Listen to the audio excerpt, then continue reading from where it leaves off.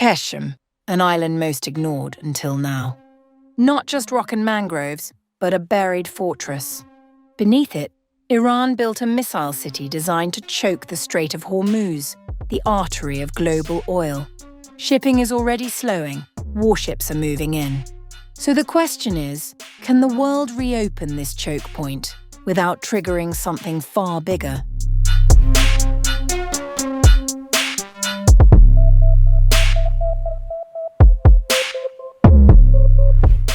There is an island in the Strait of Hormuz that most of the world had never heard of until now. Qeshm, Iran's largest island, roughly 1,445 square kilometers of salt caves, mangrove forests, and canyon corridors so ancient they predate recorded history. For years, it was a geological curiosity, a free trade zone, a quiet corner of the Gulf where fishermen still pause their work every Nowruz to honor the sea. That version of Qeshm is gone. What stands in its place is something the world is only beginning to reckon with: a subterranean military complex that Iran's Revolutionary Guard has spent years quietly building beneath the coral and rock. Locals call it the Missile City. Military analysts call it Iran's unsinkable aircraft carrier. And right now, it may be the single most consequential piece of geography on the planet. Qeshm sits just 22 kilometers south of Bandar Abbas, Iran's most important port. It physically straddles the Clarence Strait, the narrow waterway that feeds into the Strait of Hormuz, the passage through which roughly a fifth of the world's oil and gas moves every single day. To control Qeshm is, in effect, to hold a hand over that valve. And Iran knows it. Retired Lebanese Brigadier General Hassan Juni, a military and strategic expert, told Al Jazeera that Qeshm houses striking Iranian capabilities within what he described as an underground missile city. These vast networks, Juni said, are designed for one primary purpose: to effectively control or close the Strait of Hormuz. They have done exactly that. Shipping traffic through the strait was effectively halted last week after Iran threatened to strike any vessel attempting to pass. Today, only a handful of ships carrying oil and gas are being allowed through, as countries scramble to negotiate individual deals with Tehran for the safe passage of their own tankers. Meanwhile, the Trump administration is assembling a naval convoy of warships with one stated objective: to force the waterway open. What exactly lies beneath Qeshm in those tunnels? How many fast attack boats? How many coastal missile batteries remain classified? But the strategic intent is no longer in question. This is how Iran fights, not with aircraft carriers or open sea engagements, but with geography, with tunnels, with the ability to disappear underground and re-emerge at a moment's notice. It is what military planners call asymmetric warfare, and Qeshm is its nerve center. On March 7th, 1 week into the US-Israel war on Iran, American airstrikes hit a critical desalination plant on the island. Tehran called it a flagrant crime against civilians. The strike cut off fresh water to 30 surrounding villages. In response, Iran's Revolutionary Guard launched retaliatory strikes against the US military base at Jubail in Bahrain, claiming the attack on Qeshm had been launched from a neighboring Gulf state.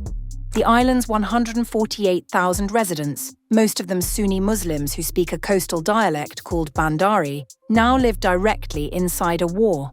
But to understand why this island matters so much right now, you have to understand how long it has mattered.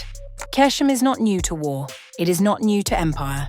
If anything, history suggests that every major power that has ever wanted to control this region eventually came for this island, and none of them held it forever. The Greek explorer Nearchus, sailing in the wake of Alexander the Great, recorded it as Oirakta. He noted the tomb of Erythras there, the mythological king who gave the Erythraean Sea, today's Indian Ocean, its name. By the 9th century, Islamic geographers were writing about it under a different name entirely. In 1301, the rulers of the Kingdom of Hormuz relocated their entire court to Qeshm to escape Tartar attacks.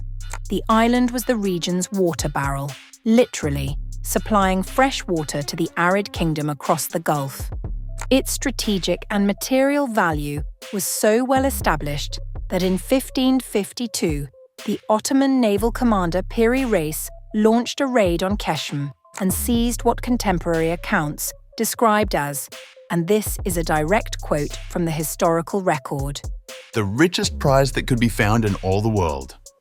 The Portuguese built a stone fort on the island in 1621. A year later, a combined Persian and English force expelled them in a battle that killed Britain's own Arctic navigator, William Baffin. By the 19th century, the British had set up a naval base at Basidu, which served the British Indian Navy until 1863. They did not fully leave until 1935, and only then at the formal request of Reza Shah Pahlavi. Every empire came, every empire left, yet the island endured. Today, Qeshm also holds a different kind of distinction. It is home to the Hara mangrove forest, a vital breeding ground for migratory birds. Its geopark was the first in the entire Middle East to receive recognition from UNESCO in 2006. The Valley of Stars, a maze of wind-carved canyons and rock pillars, draws visitors who come to see what millennia of erosion can do to a landscape. The Namakdan Salt Cave, one of the longest salt caves on Earth at over 6 kilometers, contains crystalline formations hundreds of millions of years old. These are not minor things. They are a reminder of what existed here before the missiles, and what will remain long after this war ends. But right now, in the spring of 2026, Qeshm is a fortress. Its salt caves and ancient shrines sit in the shadow of underground silos. Its fishermen have traded calm waters for wartime skies, and the world's most powerful navy is assembling offshore, trying to figure out how to dislodge something that has never, in all of recorded history, stayed dislodged for long. What happens next in the Strait of Hormuz will not just determine the price of oil. It will determine whether the rules of this region, written and rewritten over 2,000 years of conquest and retreat, are about to be rewritten once more.